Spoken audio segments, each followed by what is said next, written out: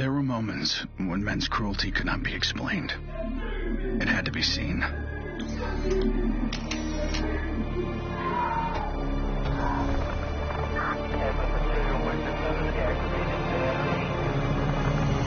The perfect shot pierced our numbness, sent up a flare to save the next generation, and said, "This is where we've been. Don't follow." Then there was no one left to heed the warning. And the only one left to save was yourself.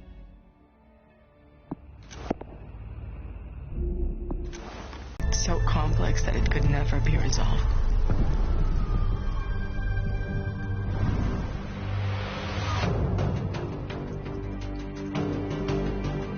But this war isn't complicated.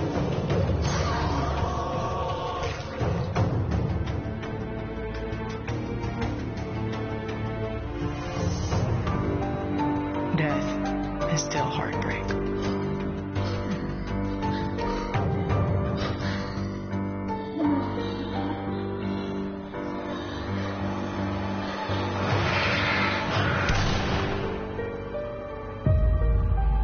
But a kill is a kill.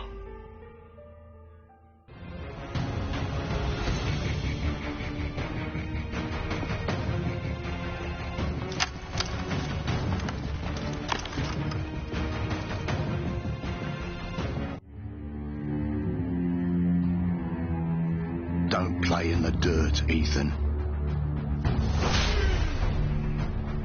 Stop fighting, Ethan. Be polite, Ethan.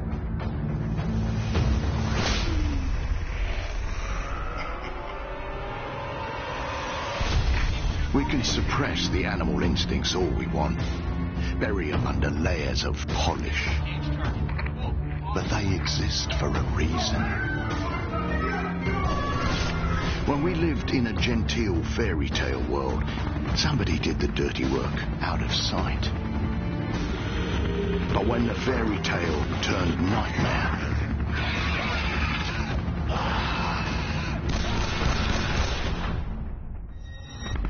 those instincts were the only thing that kept us alive.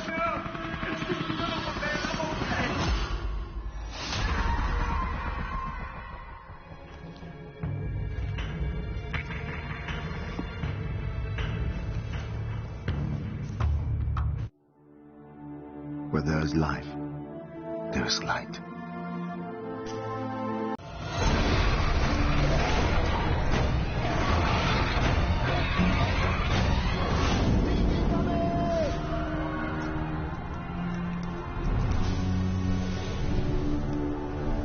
But once it is lit,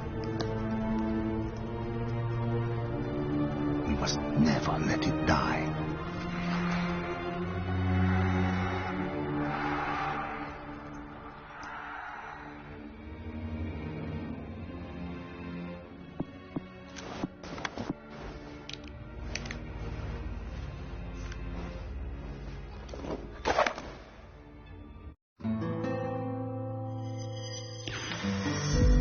I was born into this life.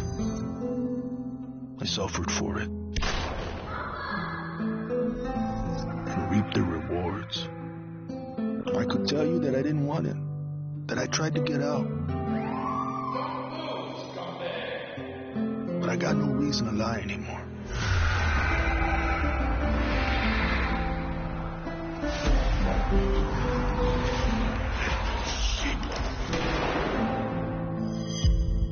That life is the only reason I'm still here.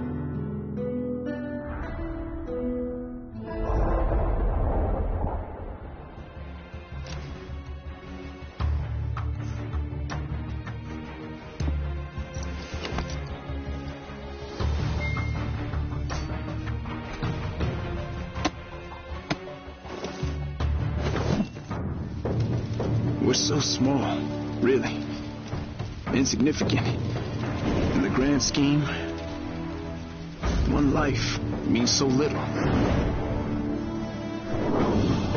dedicate yourself to a principle. But in the end, it's out of your control.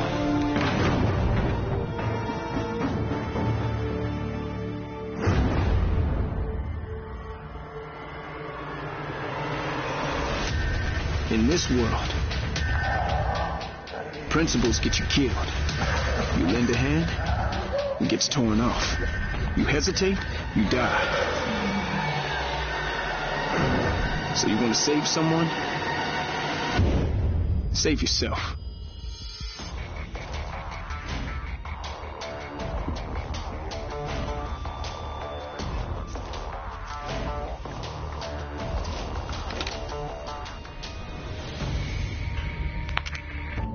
To all my classmates who alienated me because I was different. To anyone who never gave me a chance. To the people who ignored me while I hid behind zeros and ones. Thank you.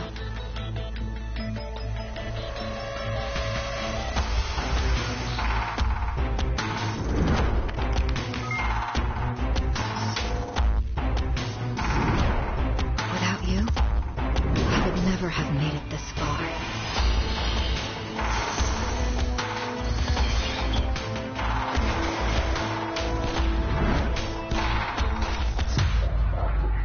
I would have been weak and dependent.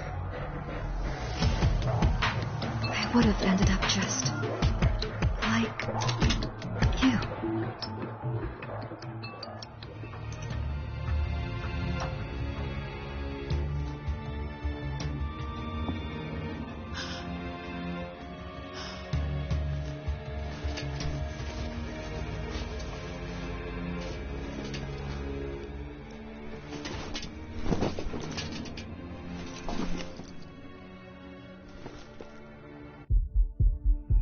There's never a moment when you forget.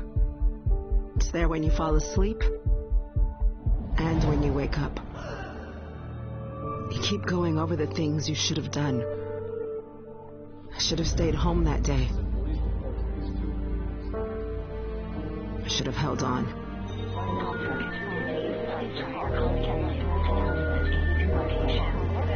The agony is always there. But I've learned to live with it. Because the only thing stronger than regret is hope.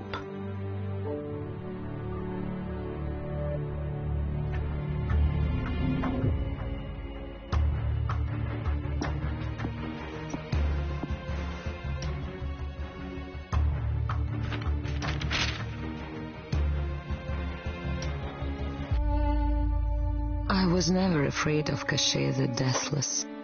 I laughed at the fairy tale of this undead phantom. A woman of science would never fear such silliness. But what do we know?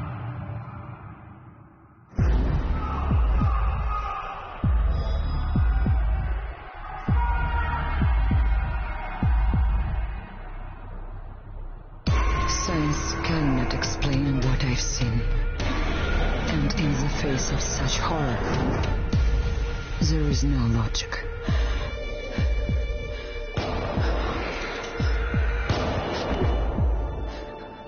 Only faith.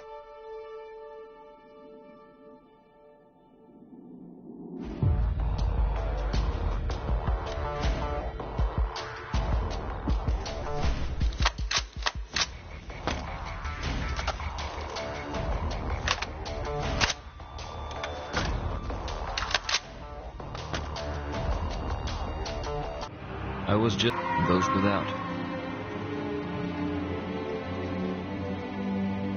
At 8 years old, I learned the price of weakness. And I vowed never to pay that price again. I became the strong man. I gathered wealth, influence, and power. But nature is indifferent to the hierarchy of men.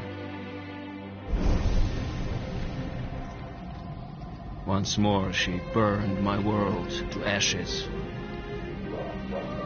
leaving only bitterness and the rage I would need to survive.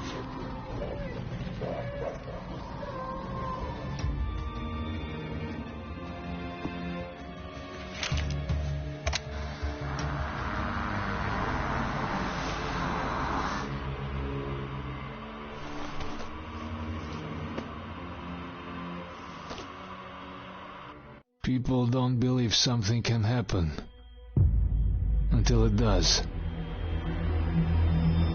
They live in cheerful ignorance of the coming storm. I could see nothing else.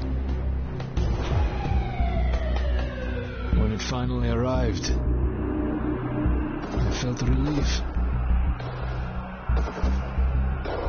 At least now the danger had taken shape. Now, I had a target.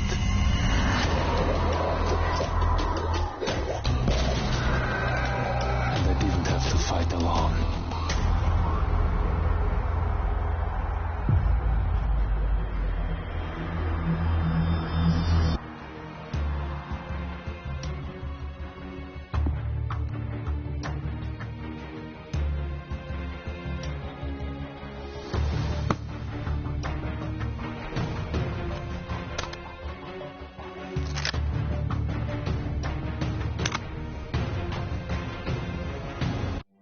I will not be welcome in the kingdom of heaven. That fate was never in the cards for a man like me.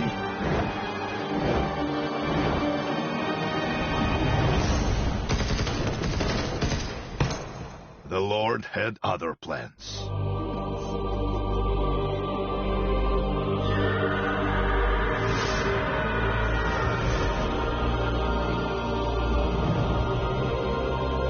Made my peace with God.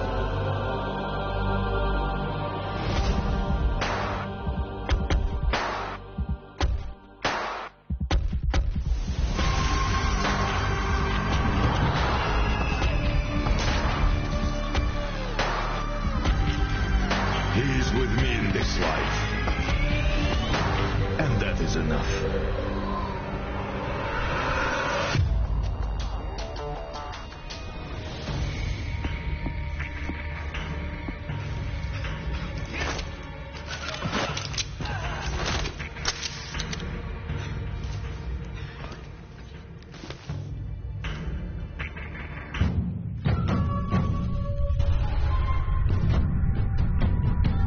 I was 11 years old the first time I felt the ground shake.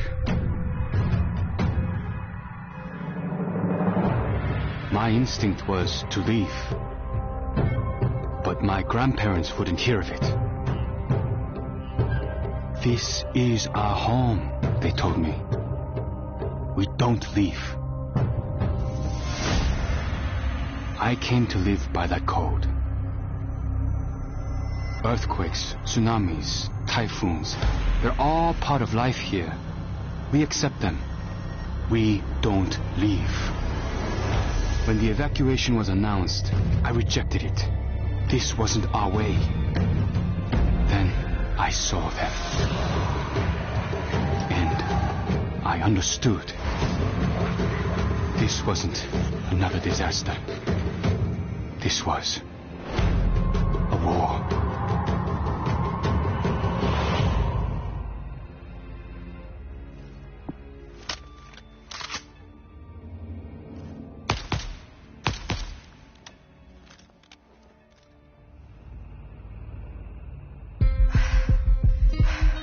Nobody expected a 9-year-old girl from Tokyo to be fascinated by guns. Nobody imagined a 22-year-old university senior would drop out and train for the biathlon. Nobody believed that the daughter of a salaryman could win Olympic gold. And nobody predicted that a necrotic plague would decimate our planet's population. But life is all about the unforeseen.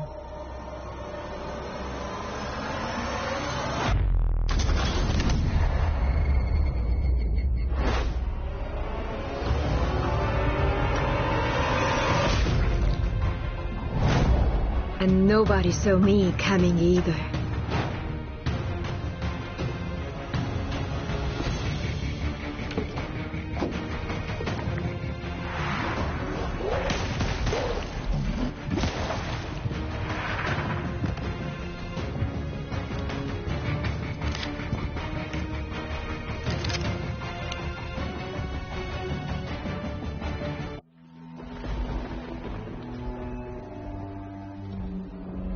I always wanted to be a cop. Thought I could do some good. But the scum on the street kept destroying lives. While I was wrapped up in red tape.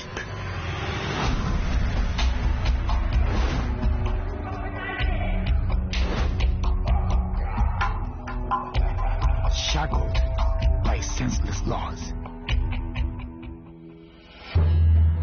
The virus stripped all that away, left us to fend for ourselves. And finally, the chains were off.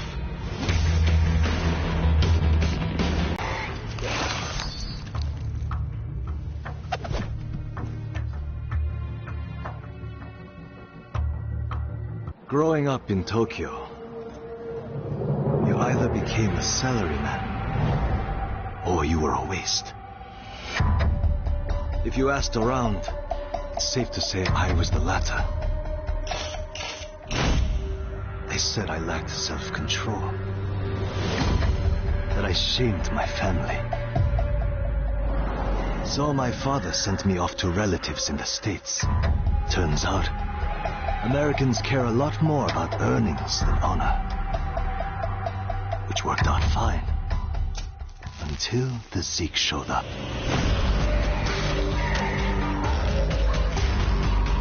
The Japanese decided to evacuate. They didn't have the firepower to fight. But I had special skills. So when everyone else was leaving,